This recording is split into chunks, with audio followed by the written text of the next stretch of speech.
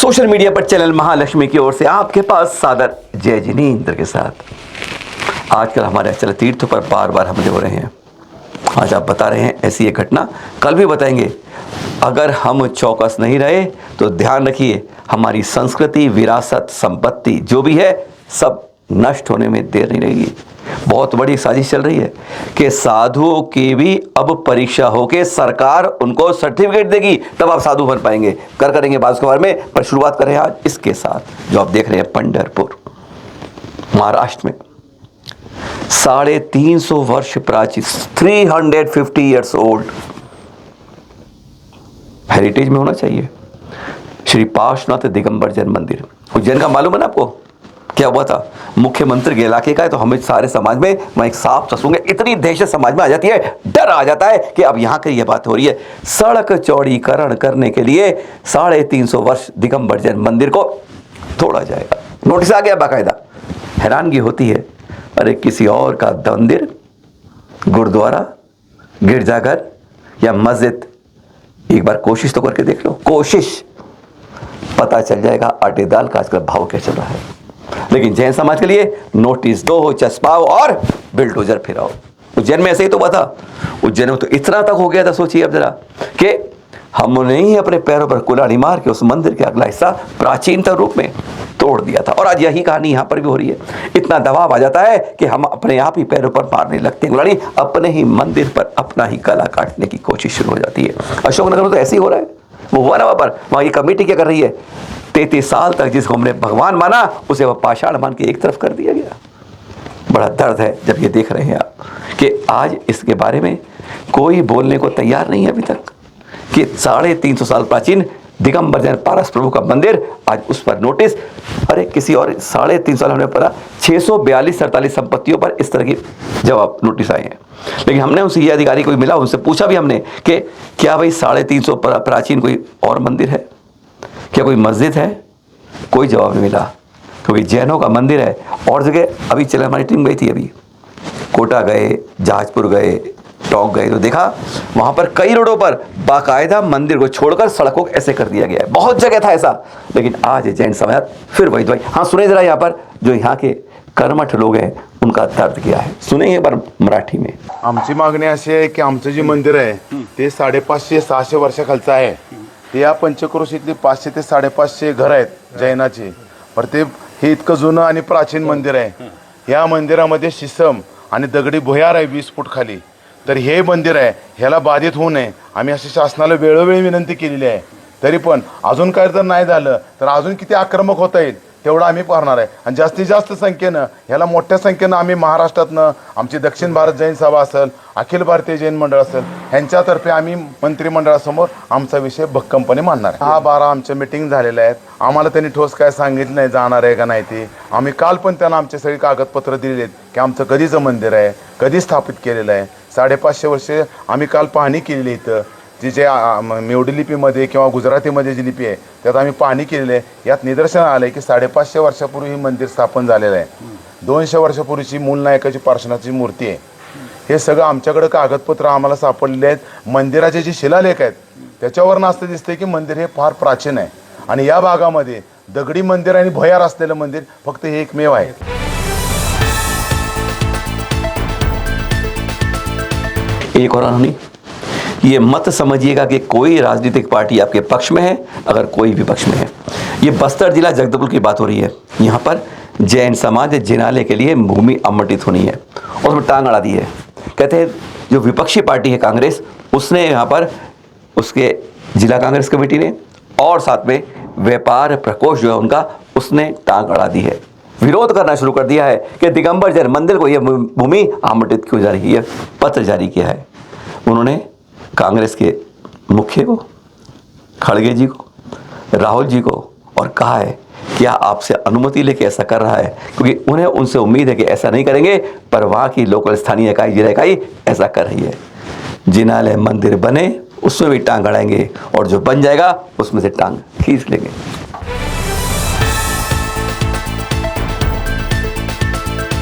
आप कल्पना भी नहीं कर सकते 1 नवंबर की इस घटना के बारे में, सपने में भी नहीं सोच पाएंगे क्या ऐसा भी हो सकता है। 9 साल की तो है अमायरा, 4th क्लास में पढ़ती है। नीरजा मोदी स्कूल बहुत पॉपुलर है राजस्थान में। जयपुर की बात बता रहे हैं उसकी स्कूल की। इसकी ब्रांचें पूरे राजस्थान में है। बड़े बड़े स्कूलों के बड़े बड़े लोगों के बीच में, जिसके अंदर स्कूल के अंदर चौथी मंजिल छोटे बच्चों के लिए।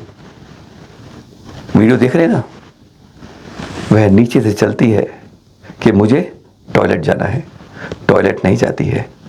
एक मंजिल, दो मंजिल, तीसरी मंजिल, चौथी मंजिल पहुंचती है और देखती है दो बच्चे आगे चल रहे हैं, जो आगे जाते हैं वह वहां से कूद जाती है 48 फुट ऊपर से नीचे था। हाँ,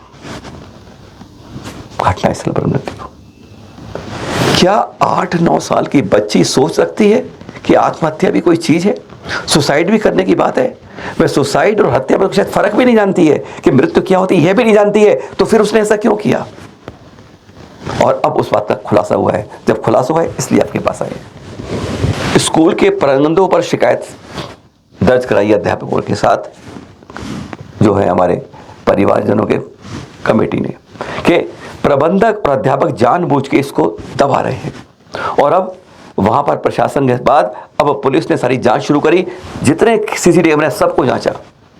उससे प्रवेश करने से इस घटना से 4 घंटे पहले से फुटेज देखी तो 1.5 घंटे पहले फुटेज नजर आई कि 2 बार वह अपने क्लास टीचर के पास गई और उसने बताई। इसका मतलब क्लास टीचर सब कुछ मालूम था, जिसने मुंह नहीं खोला। और मालूम चला है, जो कुछ लोग बता रहे हैं, कि वह माँ अपनी टीचर के पास शिकायत करने गई थी कि कोई उसके साथी जो है बैड वर्ड उसको यूज कर रहा है। सोच सकते हैं आप, बैड टच, बैड वर्ड।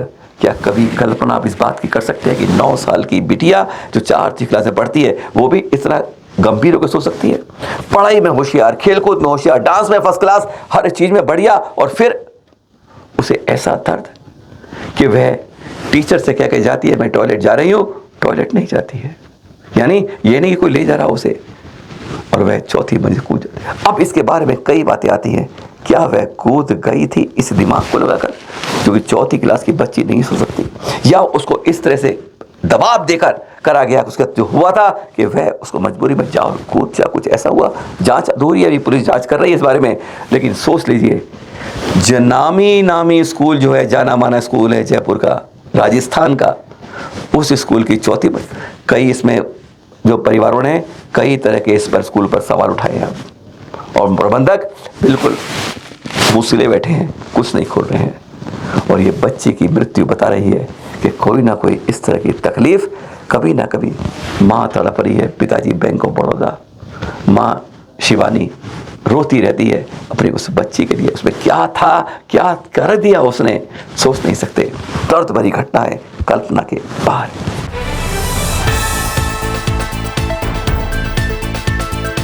वो सुना ना आपने, चलो बुलावा आया है। जी हाँ, कुंतलगुरी से आपके पास आया। सिद्ध क्षेत्र जानते हैं ना, कुलभूषण देशभूषण जी का सिद्ध क्षेत्र, जहां से उन्होंने केवल ज्ञान की प्राप्ति करी थी। यही नहीं, भगवान राम थे ना, जब वे जा रहे थे तो उन्होंने ही उन पर जो ध्यान मग्न थे उपसर्ग दूर किया था।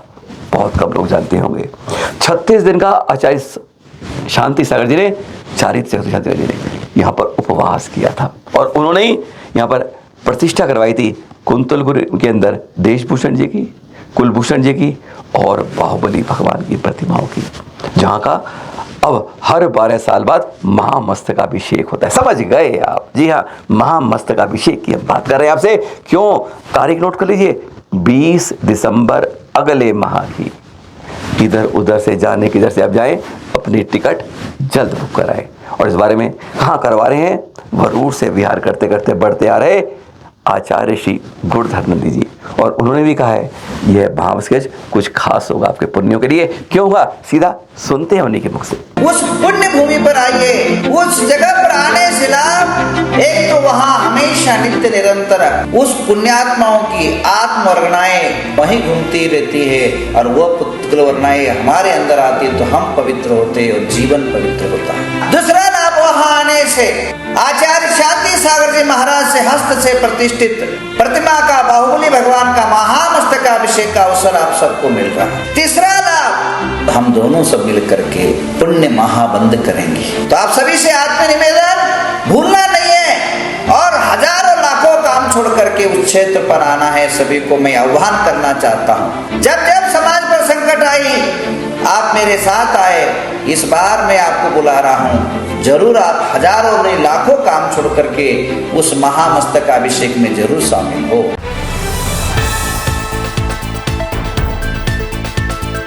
जब चैनल मालिक टीम 30 क्षेत्र कमेटी का जम्मू प्रसाद जी और जाफारी का जब टोंक की ओर जा रही थी, अचानक किसी कारण से रुक गई और उधर देख रहे हैं आरिका श्री वत्सलमती माता जी। आचार्य श्री वर्धमान जी सबसे पहले दीक्षित थी 1997 में। 1953 में जन्म सलमपुर में हुआ था इनका और 1997 में इन्होंने आरिका दीक्षा दी थी। अष्टांगिका का उपवास किए थे और फिर मालूम है ना 3 दिन पहले ही इन्होंने यम सलेखना ग्रहण कर ली। चरण महालक्ष्मी को बताया भी था आपको। कल उनकी समाधि हो गई, दृश्य देख रहे हैं आप। और अंतिम क्रियाएं आज उनके परिजन जो गृहस्थ में थे वह भी थे, आज अंतिम क्रियाएं की गई। कुछ समय पहले 28 अक्टूबर की तो बात है, जब उन्होंने केश नोच किया था अपना अंतिम, तो उन्होंने कहा था ये मैं अपना आखिरी केश नोच कर रही हूँ।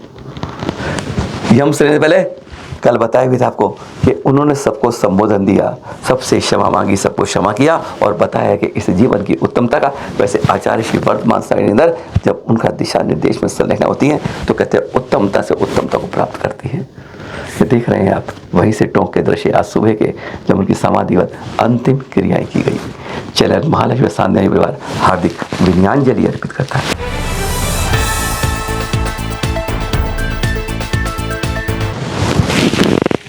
हाथ जोड़ इस चर्या को देख, कहते हैं आंखों से आंसू भी कई बार रुकते नहीं हैं। शरीर ऐसा हो जाता है, दूसरे संत हाथ बढ़ के साथ देते, कहते हैं वो भी कहते हैं मैं चर्या से डिगूंगा नहीं और मैं आपका अंतिम सांस तक साथ दूंगा। आहार चर्या ले जाते हुए इस तकलीफ के बावजूद जब मुनिगण ऐसी साधु चर्या नभाते हैं तो कहते हैं अच्छे अच्छों के, अरे नास्तिकों के भी सर झुक जाते हैं। दर्शनीय दृश्य गदगद करते हैं, आंखें पानी को रोक नहीं पाती हैं। कभी देखेंगे नज़दीक से तो सचमुच पता चलेगा आपको कि कैसे है। और आज हम जरा सी तकलीफ में उई उई उई करने लग जाते हैं। धन्य है, नमन है बारंबार ऐसे संतों को जिनकी चर्या है अपरंपार।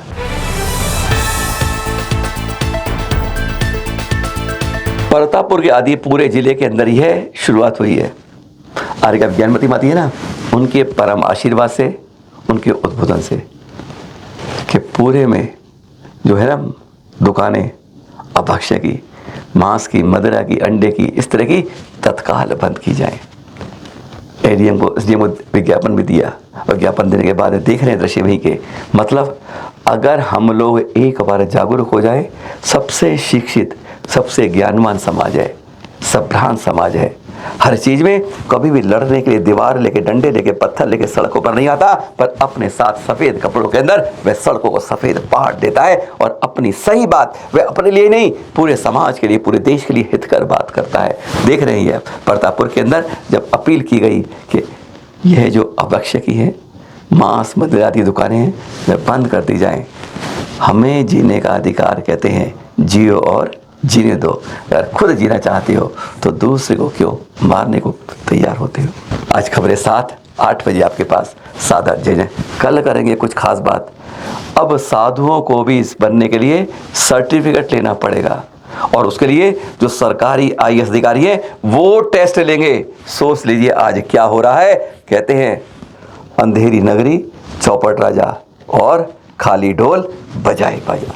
कल सुनेंगे कुछ और खबरों के साथ कैसे आज वो तीर्थ तोड़ रहे हैं और कहीं ऐसे तीर्थ भी हमारे जहाँ पर घुसने के लिए भी एंट्री नहीं है।